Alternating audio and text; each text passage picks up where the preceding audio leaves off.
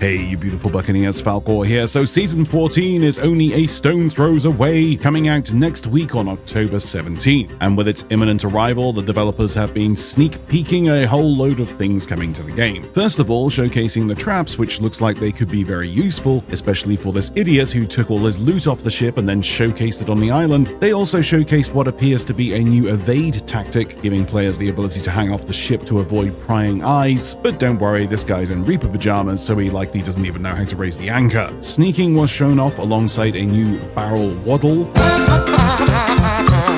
and the new blowpipe weapon that we haven't really seen in action, apart from this small snippet right here. So it's obvious one of the ammo types will create a boom. So it looks like this update is going to be explosive. Thank you. Thank you. But they've also given us a sneak peek of some pretty awesome cosmetics coming to the game. But that brings me to my next subject. Twitch drops. Twitch drops are coming on October 17th on the release of the update up until October 21st. Now, I think I speak for everyone here when I say that Twitch drops for about a year now have been nothing but lackluster. These Twitch drops are a fine example of this. Some dire looking cosmetics that look like they've been bought from a second-hand store. It always bewilders me the way that Rare handle Twitch drops. I think they're literally the only game that just hand out random Twitch drops for update days. An entire update about being sneaky, and we get a rusty pistol, a spade, and a drum? It was the same in Season 13. Flameheart's back after a 3-year wait. Twitch drops were not themed towards Flameheart or fire in the slightest. They were actually They were so forgettable that I've forgotten what they were. Now, I know the good cosmetics should be in the game and not given out as clout incentives, but looking at all these cosmetics they're adding to the stores, it makes me feel as though they should have considered these for Twitch drops and put this jargon in the shops instead. I mean, look at this clothing set. It screams 100% sneak. These should have been the Twitch drops, not these.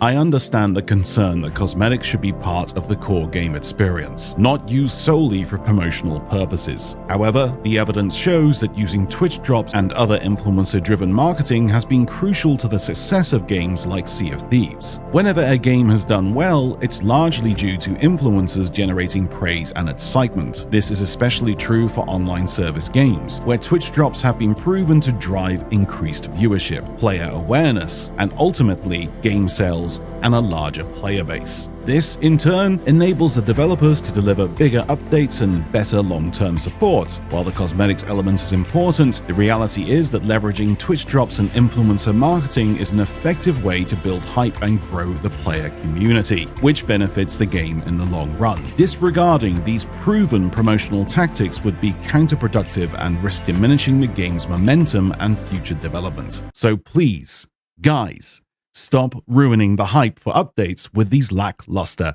Twitch drops. Okay, I'll get off my soapbox now. But here's the big one, the thing this video's thumbnail was based on. But before that, a quick message from today's sponsor. Kittens. We love kittens. But did you know 9 out of 10 kittens are eaten by turtles every single day? Subscribe now and get a suitcase full of money.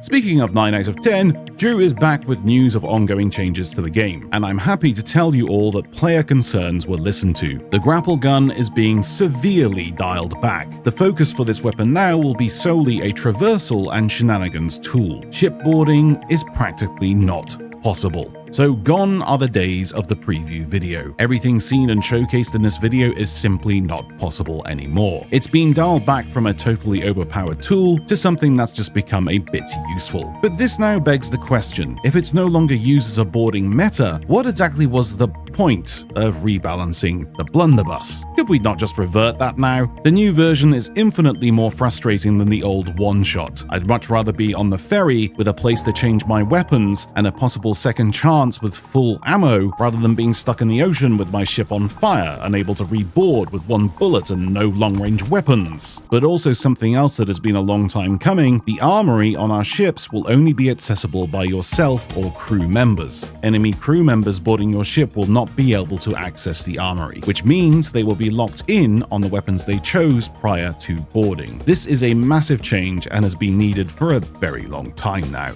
He also mentioned that the team are working on increasing the stability of the game health by working on how ships are loaded into the server, which has been a massive problem since Season 11. With everyone diving everywhere and server hopping happening left, right, and center, it's created a bit of, how can I put this, fudge on the servers. Some stuff about cheaters and easy anti-cheat and it's going to get better and stuff was mentioned. Yeah, we'll see. But all in all, some good news that the devs have listened to our concerns about the grapple gun, even though now it sounds like a pretty pointless weapon to have now, but still, that's a win in my books. Also, Drew bought my music album. We've got some great cosmetics coming, like the Lucky Hand ship set, which has been a long time coming. I cannot actually remember the season where we got some of the clothing for this set, but now it's back, along with the weapon sets too, including the new weapons. And a very awesome looking Halloween themed set complete with the Reaper's Mark Sea of Thieves skull. Oh, and some torso bandages. Just some torso bandages,